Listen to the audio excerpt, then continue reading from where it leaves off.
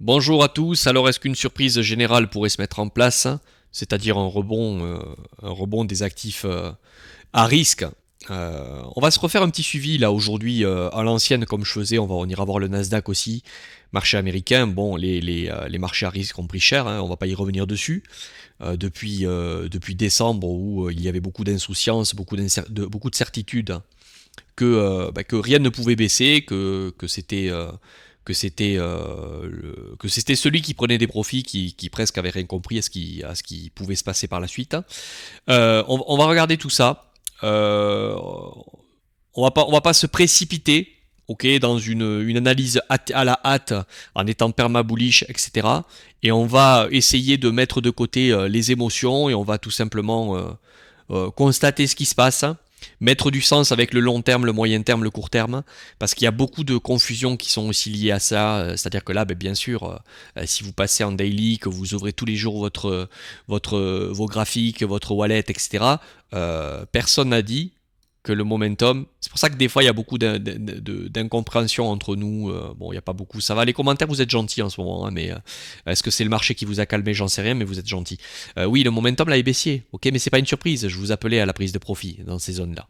Ok, euh, on- ça m'a coûté beaucoup de critiques. Donc le momentum est baissier ici. Je suis pas en train de vous dire que c'est optimiste, etc., que c'est la folie. Je suis juste en train de vous dire que si on prend un peu de recul et si on est investisseur, vous êtes investisseur pour la majorité. La preuve en est, un dip dans les cryptos de vous 10%, tout le monde s'en branle. Un dip de 20, on s'en fout. Un dip de 30, oh, ça commence. Qu'est-ce que c'est ça? C'est un dip ou pas? Mais déjà, un trader, il n'a pas un dip de moins 30. Je veux dire, un trader, il est sorti du trade, etc. Il manage son drawdown, il a un risque qui est calculé en amont. Et si tu te retrouves à moins 30, c'est que tu es plus investisseur, t'es pas un trader. Ok, moins 40, ça commence à piquer. Moins 50, alerte rouge, on parle de bear market. Donc on voit bien que la majeure partie des gens, les dips qui les font souffrir sont des dips d'une envergure de l'ordre du weekly, du monthly. Ok, donc beaucoup sont investisseurs. Et si vous êtes investisseur, ce que je suis en train de vous dire ici, et c'est ça qu'on va essayer de regarder quand je vous parle d'un rebond qui pourrait se mettre en place, d'une surprise qui pourrait arriver, c'est une structure long terme. La structure long terme, jusqu'à preuve du contraire, si même la structure très long terme, ok, si on prend le BTC, je fais très vite ça parce que je vous le fais quasiment, bon pas à chaque fois, mais je l'ai très souvent fait. Bon, très long terme, on est sur un marché haussier. Celui qui vous dit ici que non, les cryptos c'est un scam, ça vaut rien. Oui, il y a du scam dans les cryptos, il y a tout ce que vous voulez. Mais celui qui te dit que c'est un marché où tu peux pas gagner d'argent, il y a un problème. Ok, c'est-à-dire que bas, haut, bas, haut, bas, haut, oui, théorie de dos, c'est facile, on le sait, mais moi j'aime bien le bon sens paysan.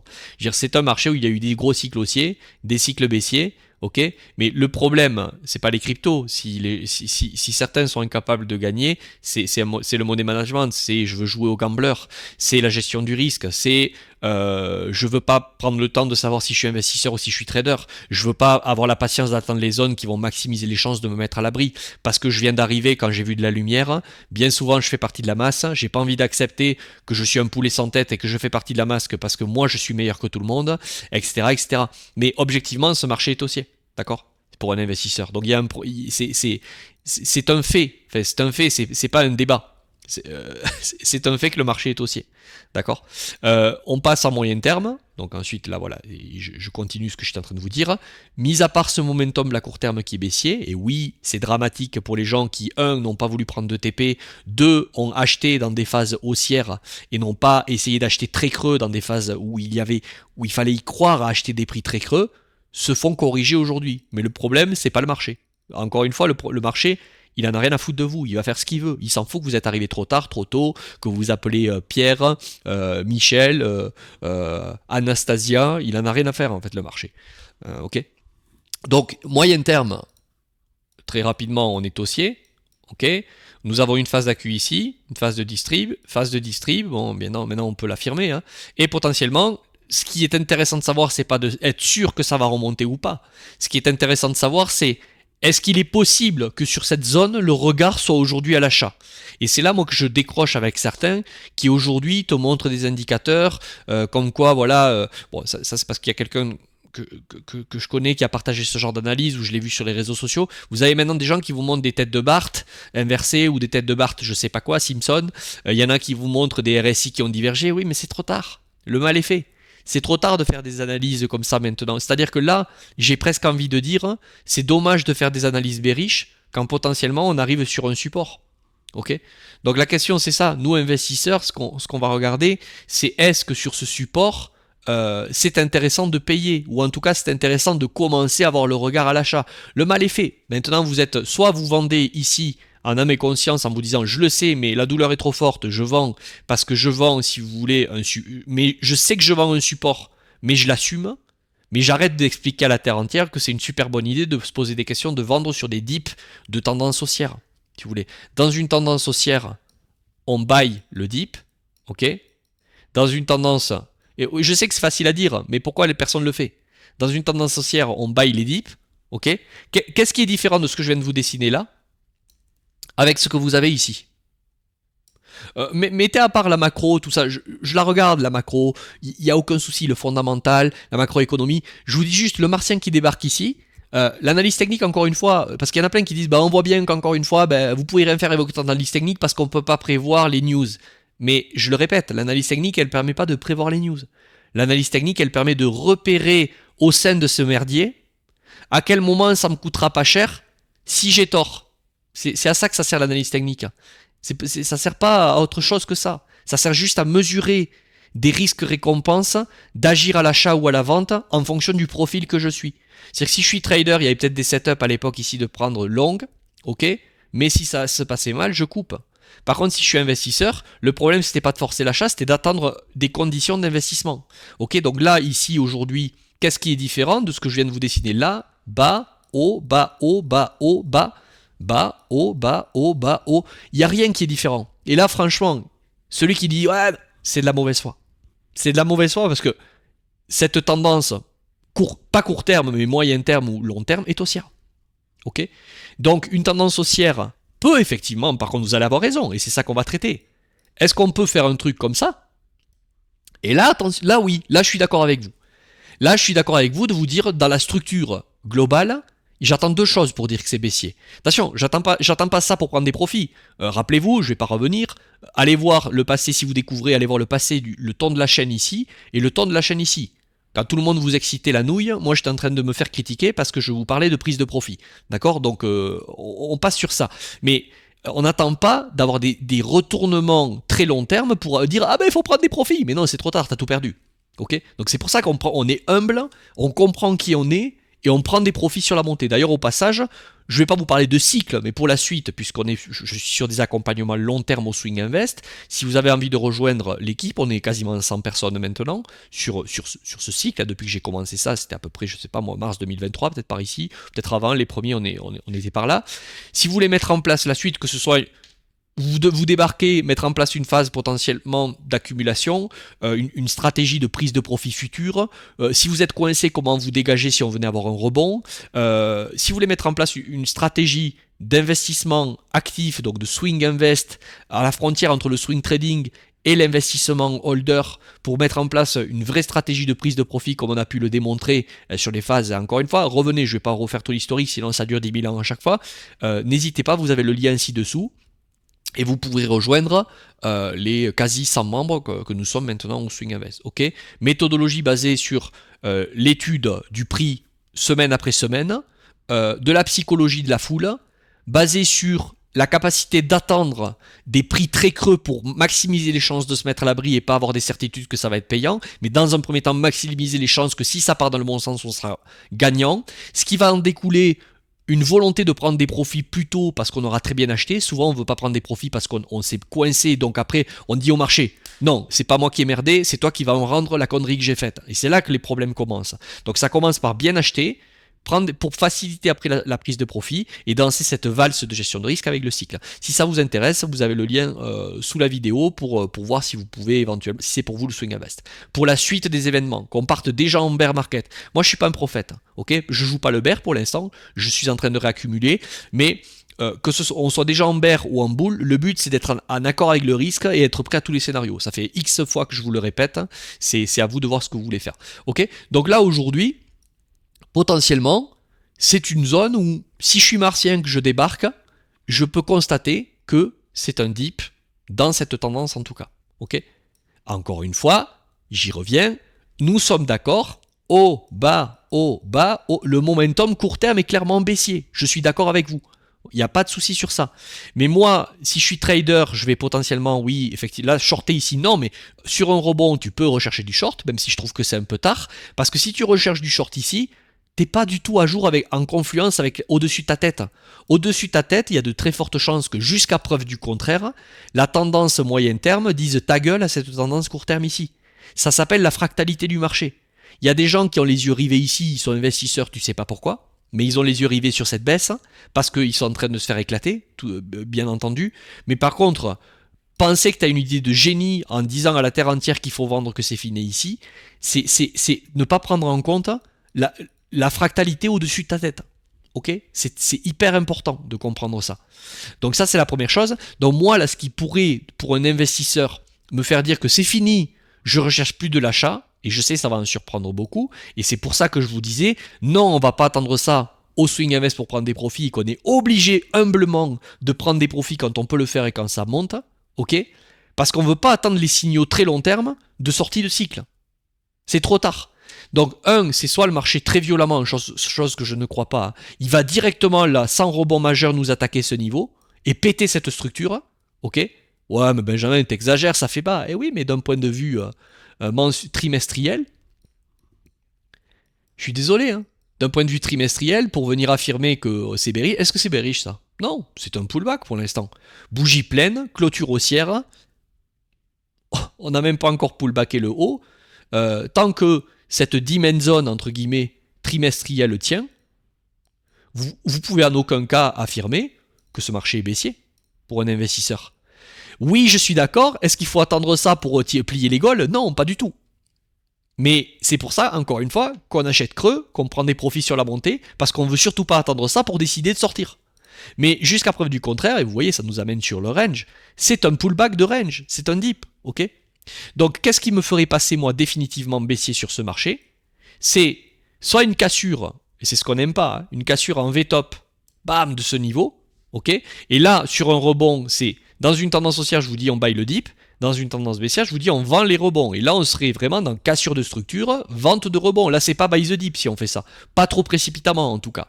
Ok, là, il faudrait vraiment attendre que le marché se pose, du développement, qui nous recrée une structure de bottom potentiellement qui puisse lutter contre ce renversement. Ça, c'est le pire des scénarios. C'est terrible parce qu'on n'aurait pas de rebond pour pouvoir se dégager. Un autre scénario qui pourrait me faire affirmer que là, ça y est, on est en bear, c'est le rebond, échec, et on continue. Et là, effectivement, attention, ça pue. C'est ce qu'on préfère voir. C'est pour ça qu'on va l'aborder. Et si un rebond se met en place ici, qu'allez-vous faire ici, là, sur la remontée ? Qu'allez-vous faire ? Justement, c'est la question que je vous pose. Dites-moi-le en commentaire. Si on a un rebond qui se met en place, que faites-vous sur cette remontée ? Ok ? Donc on va aller voir justement si potentiellement on pourrait avoir ce rebond qui pourrait commencer à se créer par ici.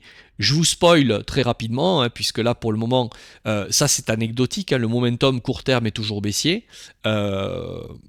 Ici, voilà, j'espère que vous appréciez. Si vous appréciez, mettez le pouce. Je sais que, alors il y en a qui découvrent, je le vois qu'il y en a qui découvrent la chaîne de temps en temps et qui essaient de me... Encore un influenceur, donc déjà je suis pas influenceur, d'accord. Fais attention avant de mettre un commentaire de merde, parce que justement, je suis pas en train d'exciter les foules. S'il y a bien quelqu'un qui a... Moi, j'essaie d'être optimiste quand tout le monde est pessimiste. Ici, j'étais optimiste, vous voyez. Et alors il y en a plein qui disent ouais c'est facile de dire après coup. Non, reviens voir ce qui était dit. Reviens voir ce que je disais aussi à l'époque ici là. Reviens voir ce que je disais quand il y avait eu la Fed qui s'était trompée sur les ETF. Bref, donc si vous voulez le but, souvent c'est dommage, tu vois, les gens ils se disputent dans les commentaires quand ils découvrent, ils disent ouais encore un là qui fait mais pas du tout. J'essaie d'être optimiste quand... Et en plus, le but, c'est pas d'être optimiste ou pessimiste. C'est des conneries, tout ça. Il faut être réaliste. Je veux dire, réaliste, c'est ce que je suis en train d'essayer de faire. Même si on a tous nos biais internes. Mais le but, c'est pas d'être optimiste quand c'est là, et d'être pessimiste quand c'est là. Sinon, t'es à l'inverse de la structure. T'es pas réaliste. Mais par contre, effectivement, j'essaie, moi, d'être optimiste quand la structure, de manière réaliste, me dit qu'il faut l'être. Ok ? Ça veut pas dire que j'ai des certitudes en moi. Je suis pas en train de vous dire que c'est sûr que ça va tenir. Je suis en train de vous dire que si vous jouez pas Si vous pensez pas en tout cas achat par ici, vous achèterez jamais. Si vous achetez pas un dip dans une tendance haussière, quand est-ce que vous achetez en fait quoi? C'est ça que je suis en train de vous dire. Ok? Donc court terme, le momentum bien sûr est toujours baissier. Alors pensez à me dire du coup en commentaire quelle va être votre attitude si on venait avoir un rebond qui se met en place. Hein. Est-ce que pour l'instant il a lieu? Non. Ok, on peut peut-être tracer une autre trendline par ici. Pour l'instant, le rebond, c'est pas sûr qu'il ait lieu. Alors, il y a quelque chose que je voudrais vous faire observer, en fait, pas sûr. Je m'embrouille parce que je fais tout en live, il n'y a aucun montage dans ce que je fais. Nous avions, par exemple, ici, bon, vous aviez la grosse dimension tout à l'heure, hein, je voulais enlever pour clarifier le graphique. On avait de l'imbalance ici, là, ok. On a des équipes de marché, c'est à la mode en ce moment, hein, tout le monde vous parle d'imbalance, tout ça. Bon, on vient de voir qu'on l'a comblé en partie. Il y a plein de gens qui collent, je vois de plus en plus cette target là qui arrive, c'est cette target des 73 007, le pullback parfait. Moi j'aime bien quand le marché du coup ne vient pas faire ces choses-là.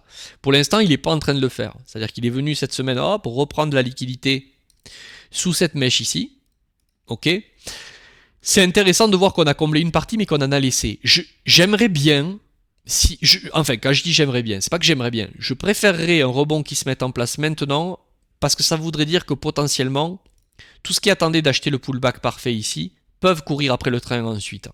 Et c'est intéressant dans une tendance haussière quand vous avez soit des gens qui vont prendre des profits trop tôt, soit des gens qui vont courir après le train parce qu'ils attendaient plus bas. C'est symptomatique. Un dip n'est jamais, dans une tendance haussière, un dip n'est jamais satisfaisant en termes de profondeur pour ceux qui voulaient rentrer. Dans une tendance baissière, le dip est trop facile à acheter. C'est pour ça que je me dis que si on venait péter des niveaux 60, 65, 68, est-ce que finalement ce support serait pas trop facile à acheter? Et donc est-ce que ça témoigne, est-ce que du coup je pourrais avoir moins confiance à cette reprise? Oui. Pour l'instant, tant qu'on reste comme ça va. Ok? Donc c'est ça que je voulais vous dire, je l'enlève. Donc ce niveau là pour moi des 73, tant qu'on vient pas le chercher, 73 008, tant mieux. Alors maintenant, si un rebond se met en place, quels vont être pour moi les noyaux durs? Vous avez un noyau dur qui va bien sûr être ici, hein, puisque c'est dans la tendance baissière court terme. Ici, vous avez les trendlines. Tant qu'on passe pas ce niveau, on ne peut pas affirmer qu'on est sorti d'affaires. Encore une fois, c'est est-ce que vous allez le payer à l'aveuglette ou est-ce que vous attendez des confirmations au risque de vous mettre en difficulté ensuite derrière. Okay, il faut une stratégie, il faut savoir ce qu'on fait. C'est ce qu'on fait au Swing Invest. On essaie d'étudier quel est l'avantage de commencer à se positionner là ou d'attendre un peu, attendre des confirmations. Mais quel va être le risque si ça part très fort? Est-ce que je vais courir après le train? Est-ce que finalement, si on confirme, on va se retrouver coincé ici? Qu'est-ce qu'on fait? Est-ce qu'on achète une résistance ensuite? Parce que quand ça confirme, ça part très fort comme ici. Voilà, c'est tous ces trucs-là qu'on aborde. Hein. Donc, est-ce qu'un rebond à la surprise générale peut se mettre en place ici? Moi, je pense que oui. Ok. Maintenant, est-ce que c'est dans le graphique pour le moment? Non, toujours pas. Si je zoome très court terme, effectivement, on a potentiellement, là, dans un premier temps, un petit point pivot qui se pourrait se créer. S'il vient à casser... Moi, je pense que ça devrait casser. On aura au minimum un rebond vers les 90 000. La question, c'est qu'est-ce que vous ferez ici? Dites-moi-le en commentaire. Est-ce que vous êtes des gens est-ce que vous allez vous délester? Est-ce que vous allez profiter de cette opportunité pour que ce soit un dead cat bounce potentiellement? Enfin, est-ce que vous imaginez un truc comme ça? Continuation baissière. Là, par contre, si on fait ce genre de move hein, avec une clôture pleine, là, ça commence à puer. Hein. Ok? Pour l'instant, la question surtout, c'est qu'allez-vous faire avant de savoir ça? C'est toujours pareil. C'est avant que c'est intéressant de se positionner ou de décider. C'est pas après. Donc pour le moment, on a une stabilisation sur ces niveaux. C'est intéressant de voir qu'on est venu faire cette prise de liquidité de la mèche d'avant au milieu d'un imbalance, mais entre deux sans vraiment pullbacker les 73 000. À voir ce qui va se passer. Mais pour l'instant, pour nous, investisseurs, ça ne veut pas dire qu'il faut rester immobile. Ça veut dire qu'on n'a pas les confirmations qui nous disent oui, la tendance court terme est revenu à la hausse. Mais attention, ça ne veut pas dire que du coup, si j'y suis pas, je dois forcément attendre ça. Es-tu plutôt celui qui préfère être enfermé trop tôt dans un truc qui peut continuer à baisser? Ou es-tu celui qui préfère y être parce que tu détestes rater le train quand il part trop fort, t'aimes pas courir après le train. Et en fonction, il faut mettre des vraies stratégies de money management, de gestion de risque, de saucissonnage de ton entrée, de pondération de ton entrée, de dérisquage sur le... Voilà, c'est prise de profit, attendre creux, money management, risque. D'ailleurs, tout le monde parle de ça, on parle tout le temps de ça, mais personne ne veut l'entendre. Après, chacun fait comme il veut. Ok, donc voilà sur le BTC. J'ai à peu près fait un résumé long terme, court terme. Vous avez bien compris le résumé de ce que je dis. Pour l'instant, pour moi, c'est une zone où le regard est à l'achat. Après, est-ce que ça veut dire qu'il faut se précipiter? Non. Alors là, encore une fois, c'est pareil, hein. Ah ouais, mais du coup, ça peut monter ou ça peut baisser. Oui, exactement. T'as bien compris. Ça peut monter ou ça peut baisser. Mais le but d'une analyse technique, c'est pas de savoir si ça va monter ou baisser. C'est de comprendre qu'est-ce que ça peut me coûter si ça va pas dans mon sens dans un premier temps. Et qu'est-ce que je fais? Est-ce que je coupe? Est-ce que je mets qu'un peu pour éviter d'abord à couper parce que je suis investisseur? C'est à ça que ça sert l'analyse technique. Ok? C'est de se mettre dans le flot d'une probabilité, mais penser dans un premier temps que si la probabilité tourne mal, qu'est-ce que je fais? Est-ce que c'était prévu dans mon plan? C'est ça l'objectif, hein. Voilà pour le BTC. Bon, BTC dominance, j'y reviens pas forcément. On est sur les plus hauts, ok. La BTC dominance est toujours forte, hein.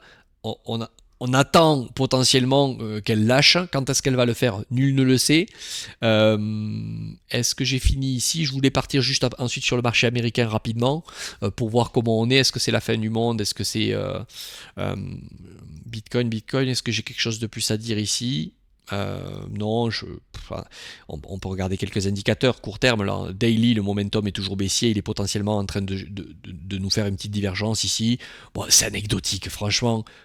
Commencer à vouloir statuer sur de la divergence court terme. Attendons que le prix confirme.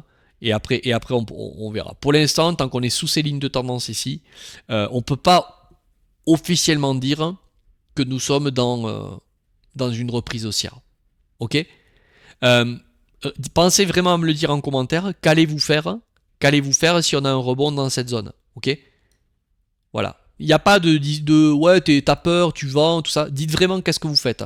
Et pourquoi vous le ferez si vous voulez participer au truc. C'est si vraiment on venait à revenir ici, je vais prendre des profits parce que je me suis fait éclater ici, ou si je reviens ici, non, je prends pas de profit parce que je pense que ça va aller plus haut. C'est intéressant de savoir qu'est-ce que vous allez faire, et c'est intéressant, ça aide aussi d'écrire ce qu'on fait. Je vous le dis, c'est pas pour faire le philanthrope, mais ça aide vraiment d'écrire ce qu'on va faire, parce que vous allez pouvoir poser sur le papier, effectivement, et vous allez voir si l'attitude que vous allez avoir, elle est biaisée par rapport aux conneries que vous avez fait du passé, ou est-ce qu'elle est complètement rationnelle. Et quand vous vous relirez, vous allez vraiment voir si mais en fait, je suis en train d'écrire que je vais prendre des profits parce que j'ai merdé en amont. Donc en fait, c'est pas que c'est rationnel de le faire. C'est que c'est comme j'ai merdé en amont parce que j'ai pas voulu attendre des prix très creux. Ben, je suis en train du coup, comme je me suis mis une épine dans le pied, je suis en train de surréagir en curatif à ce que je n'ai pas voulu anticiper en préventif.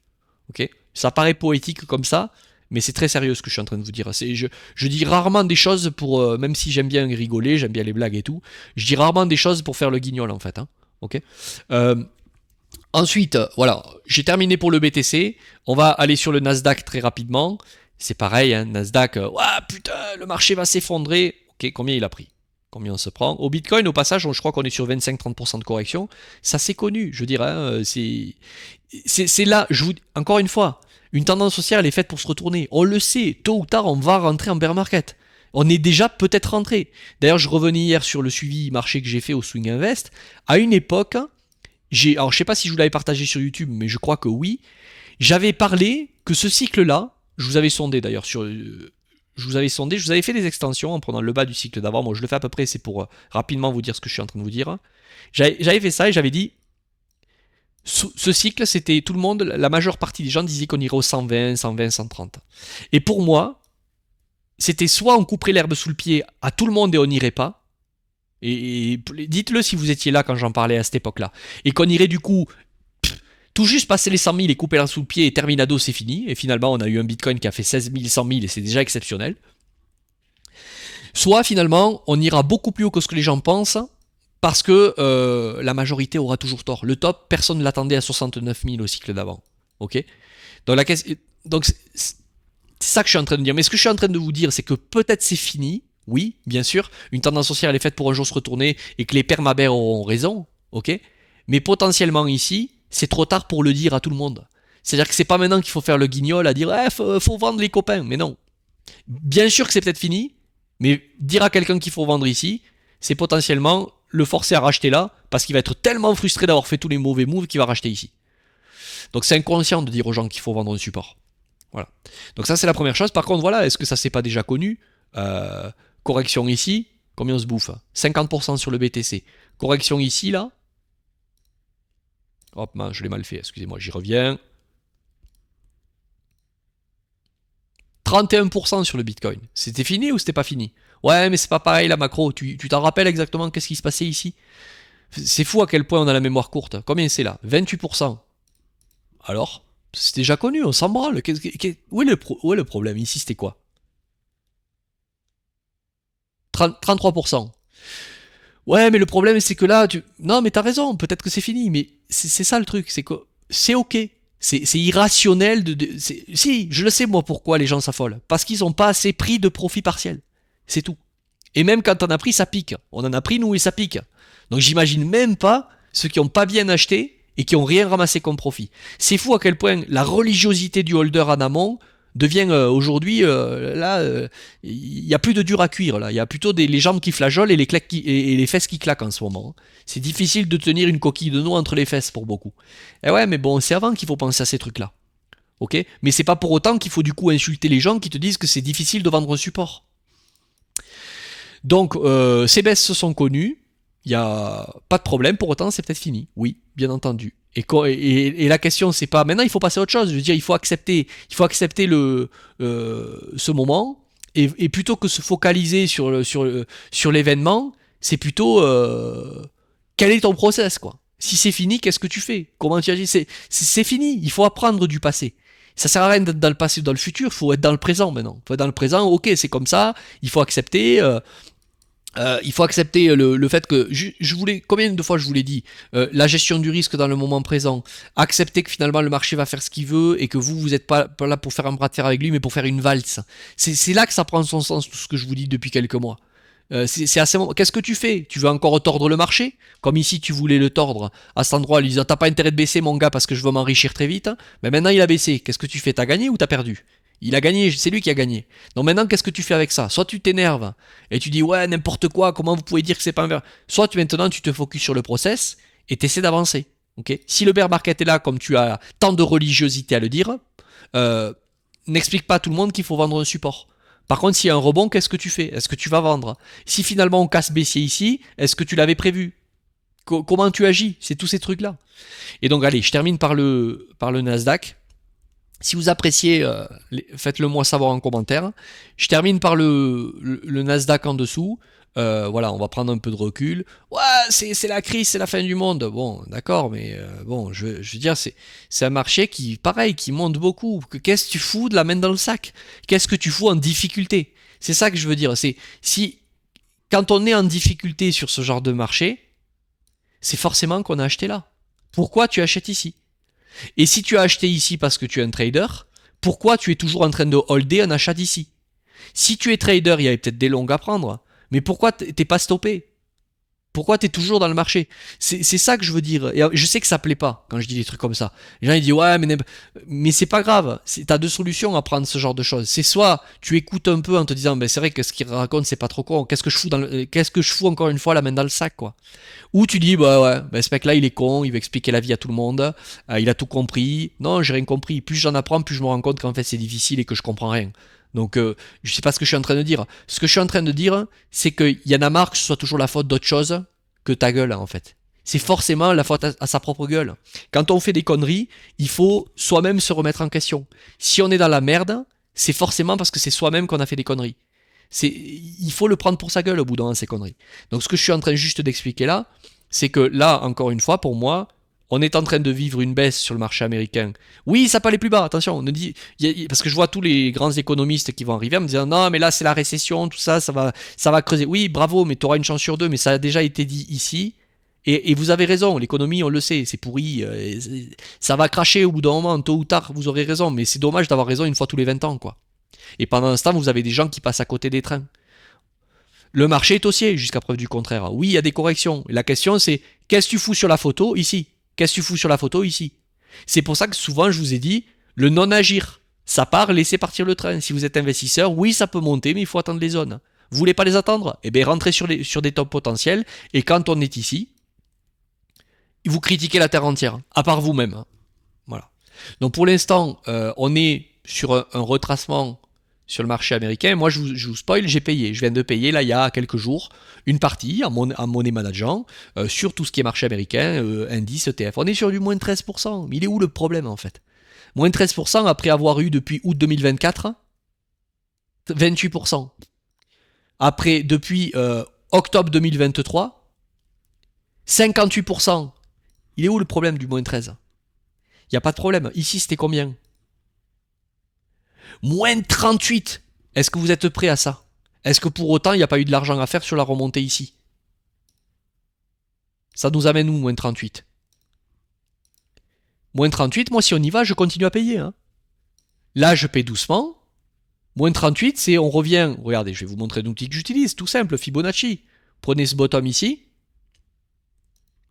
Là, on est à peu près sur un retracement d'un 0,236. C'est un petit retracement qui peut commencer à se payer. Si on prend le moins 38, on revient dans des zones d'invest. Ça sera pas le moment de dire ouais, c'est la récession. Ça sera trop tard. Le mal sera fait. C'est plus, est-ce que tu gardes du cash et tu monnaie manage pour être prêt à payer ici ou à payer sur des niveaux de continuation. Voilà. J'espère que la vidéo vous aura plu. Et puis, je vous dis à la prochaine. Salut, bye.